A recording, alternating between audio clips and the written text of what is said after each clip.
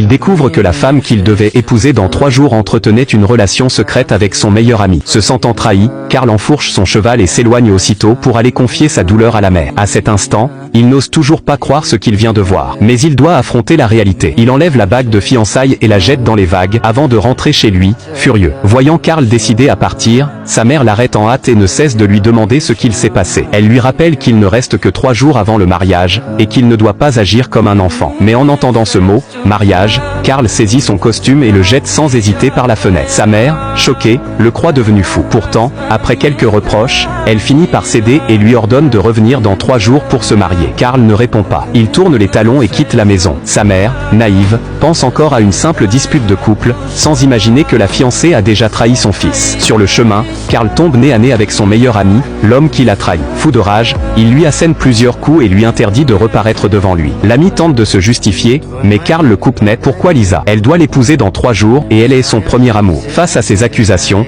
l'ami ose répondre qu'il aime Lisa encore plus que Karl. Ces mots suffisent à faire exploser Karl, qui le repousse violemment et s'en va. En reprenant la route, Karl se souvient qu'enfant, cet ami lui avait sauvé la vie. Il l'avait toujours considéré comme un frère. Aujourd'hui, cette amitié vient de s'effondrer. Perdu dans ses pensées, il percute soudain un chien. Il descend aussitôt, paniqué, et découvre l'animal inerte. À ses côtés, une jeune femme, Anna, le supplie de sauver son compagnon. Karl la rassure, et ensemble ils emmènent le chien chez le vétérinaire. Soulagé d'apprendre qu'il n'a qu'une blessure légère, ils se séparent, échangeant leurs cartes. Anna l'invite même à venir boire un café le soir, dans l'établissement où elle travaille. Sans le savoir, c'est à ce moment précis que leur destin commence à s'entrelacer. Pendant ce temps, Lisa prépare encore le mariage et choisit ses bijoux, sans imaginer que Karl l'a déjà rayé de son cœur. Le jour du mariage, son ex osa se présenter en robe blanche, comme si rien ne s'était passé. Alors que tout le monde l'attendait à l'entrée, Karl fit descendre la vraie mariée de la voiture, révélant ainsi sa vengeance. Son ex, sous les yeux de tous, resta figé, incapable de croire à ce retournement. Les invités,